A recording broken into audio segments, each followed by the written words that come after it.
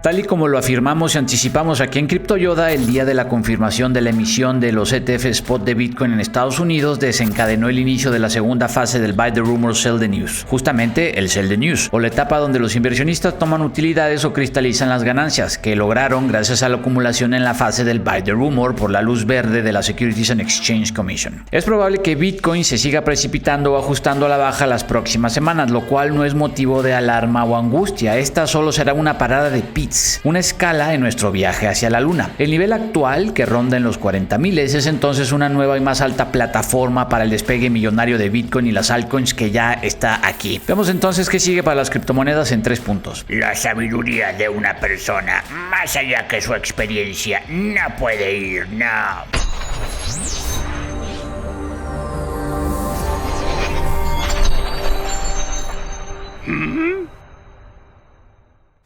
Recuerden, CryptoPadawans, que no tenemos grupo de Telegram y nunca los contactaremos en los comentarios para ningún servicio de asesoría. Mucho cuidado, por favor. Contestemos entonces cuánto durará y hasta dónde arrastrará el precio de Bitcoin el Sell the News del ETF Spot, cómo le fue a este en su primer día y qué implicaciones tienen esos flujos de capital y cuál es el estatus actual de la correlación entre Bitcoin y el resto de las criptomonedas con los acontecimientos recientes. Lo siguiente, una recomendación de inversión no es tampoco asesoría financiera, no. El objetivo de este video educativo es... Gary Gensler y Larry Fink no tienen nada en común, pero en el espacio entre ellos podemos ver la verdad.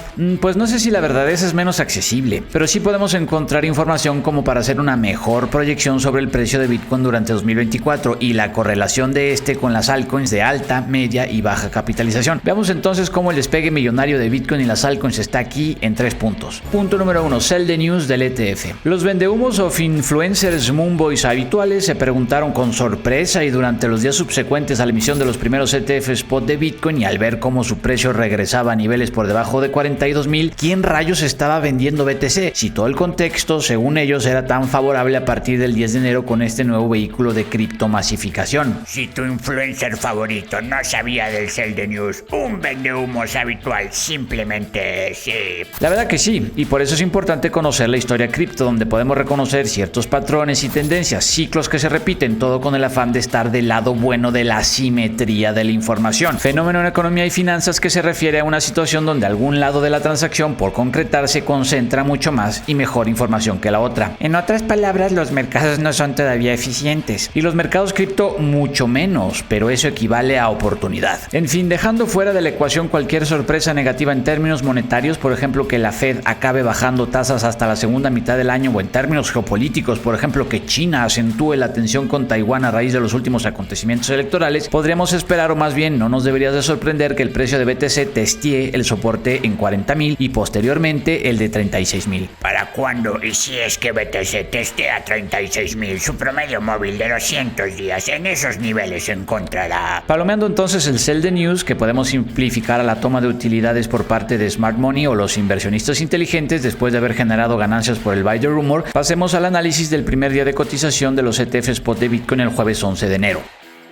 Punto número 2, primer día de cotización. Según Eric Balchunas, quien no es ningún finfluencer o analfabeta financiero popular en redes, sino un analista senior especializado en ETFs para Bloomberg y a quien le recomendamos particularmente seguir por lo menos en X antes Twitter, afirmó que el jueves 11 de enero, el primer día de cotización de los 11 ETFs recién emitidos con el visto bueno de la SEC un día antes, tuvieron 700,000 trades individuales. Según Eric, 700,000 es el doble de los trades que el QQQ, el ETF del Nasdaq 100. Pero el QQQ tiene el doble de volumen porque, en palabras de Balchunas, peces más grandes lo utilizan. Otra manera de decir que en los mercados tradicionales hasta la fecha todavía hay ballenas también. Una de las cosas que más sorprendió para bien entonces a Eric Balchunas, que podemos considerar una de las mayores autoridades analíticas en ETFs, es el hecho donde vemos que hubo más actividad grassroots o trading de inversionistas individuales o retail de lo que se esperaba, en proporción con la actividad de inversionistas institucionales grandes. Esto significa que la fiesta comenzó. claro, pero que los invitados especiales todavía no llegan, ¿no? Exactamente, maestro. Ahora bien, el volumen total del primer día de cotización fue 4.326.8 millones de dólares, de los cuales 2.093.8 millones fueron para GBTC, el fideicomiso de Grayscale recién converso al ETF Spot, 1.009.2 millones para la iBIT o iShares Bitcoin Trust, el ETF de BlackRock, 673.7 millones para FBTC, el ETF de Fidelity, y el resto del capital entre los 8 ETFs restantes. Siendo aguafiestas y minimizando el FOMO, podemos concluir entonces que el volumen hacia los ETF Spot ese día fue de 2.232.9 millones, en tanto que el flujo hacia el más grande, GBTC, solo implicó la conversión del dinero que ya estaba en el fideicomiso de Grayscale. Pero un amigo me dijo que cuando se creó el primer ETF del oro, el oro subió más de 100%. Eso es algo que diría un populista, no es completamente falso, pero sí tiene el objetivo último de confundirte. El primer ETF Spot del oro se llama Gold Bullion Securities y se emitió el 28 de marzo de 2023 en la Bolsa de Australia con sede en Sydney. Eso es correcto, pero el rol de este ETF y los subsecuentes emitidos en otras partes del mundo jugaron un rol limitado o al margen para el incremento en el precio de la onza de oro. Lo que realmente hizo que aumentara el precio del oro fue la demanda china por materias primas. Y a raíz de la crisis financiera global, que inició técnicamente en realidad en 2007, también el estímulo monetario de la Reserva Federal y otros bancos centrales en forma de impresión de dinero y formalmente conocido como quantitative easing o flexibilización cuantitativa. En otras palabras, el ETF del oro fue simplemente un asiento más cómodo dentro de la nave que llevó al precio del oro a nuevos máximos históricos. Y ni siquiera ha subido tanto el oro, lleva 5% arriba de su ATH del 2011. Eso sí que es una mediocridad dorada. Sí, pero el oro es el oro, es como Bitcoin pero análogo. Por eso solo lo entienden los boomers y lo promocionan los vendehumos habituales, que también son boomers. El punto aquí es entonces ver cómo el ETF, más allá del desempeño que tuvo el 11 de enero y más allá del actual fenómeno de sell the news, es facilitador de FOMO y a veces hasta variable que acentúa el hype, fervor y volatilidad, pero nunca la verdadera y fundamental fuente de este mismo hype.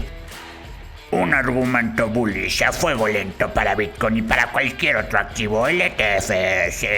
Así es la verdad, maestro. Ahora pasemos a otro de los pilares esenciales de nuestra estrategia de inversión de criptoespeculación cíclica para 2024, la correlación de Bitcoin con el resto de las criptomonedas y las proyecciones de las tan esperadas alt seasons. Punto 3. Vagones traseros del tren, altcoins. Lo más probable entonces es que este ciclo sea uno, quizás tan pronto como el penúltimo trimestre de 2024, cuando Bitcoin alcance un nuevo ATH o un nuevo máximo histórico. Pero aunque Bitcoin llegue a 100.000 este año, dicha hazaña solo representará 45% sobre el ATH de 69.000. Y no es poca cosa, pero en el criptoverso estamos acostumbrados y esperamos hacer mucho más. Sí, de acuerdo, Bitcoin ya no tiene tanto potencial, para mí es más bien solo una referencia. Sí, y donde está más bien el verdadero potencial es en las altcoins, las cuales podemos a grandes rasgos catalogar por capitalización en alta, media y baja. Evidentemente, a medida que bajemos en la cascada o en la capitalización de mercado, el riesgo y la volatilidad aumentan sustancialmente. Por lo anterior, empecemos entonces con las altcoins de alta capitalización, los vagones del tren más cercanos a la locomotora de Bitcoin. Si desde ahora estudiamos el tango entre Bitcoin y las altcoins, mejor preparados para las alt seasons podremos estar, sí.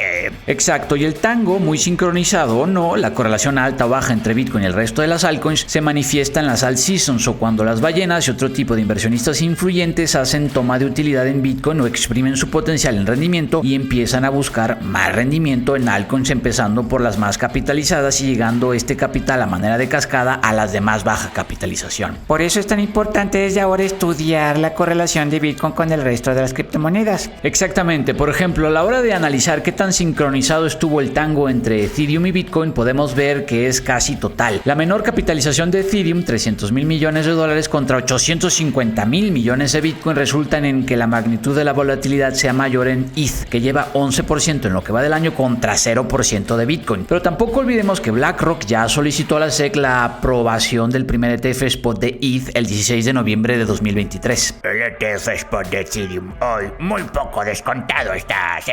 Por otro lado tenemos a Solana, que ha sabido aprovechar el hype por el AI o la inteligencia artificial casi a la perfección desde mayo de 2023, fecha a partir de la cual Sol lleva un rendimiento de más de 400%. Es entonces el subcripto nicho del AI, también aprovechado por Solana, una razón detrás de que su correlación con Bitcoin no sea tan alta. Y por último tenemos a Cardano, que está a punto de entrar en su última y más importante era, Voltaire. En esta era, en Voltaire Taide, Cardano se convertirá en un ecosistema completamente descentralizado. Viendo BTC y ADA en la misma gráfica, vemos que a pesar de representar Cardano solo el 2% de la capitalización de mercado de Bitcoin, ADA ha tenido un rendimiento claramente inferior que BTC en los meses recientes. Lo anterior se explica evidentemente por cómo ADA no capitalizó tan bien como Solana el hype en AI, ni ningún otro nicho, pero como bien dice Mike, Cardano está a punto de entrar en su última y más relevante era, voltea, la última etapa de su proceso evolutivo. En fin, es importante darle seguimiento a todas estas correlaciones para aprovechar al máximo las alt seasons que vienen. Si quieres conocer las 5 mejores criptomonedas para invertir en enero, haz clic en el link. Paciencia, jóvenes Padawan, y que la criptofuerza los acompañe.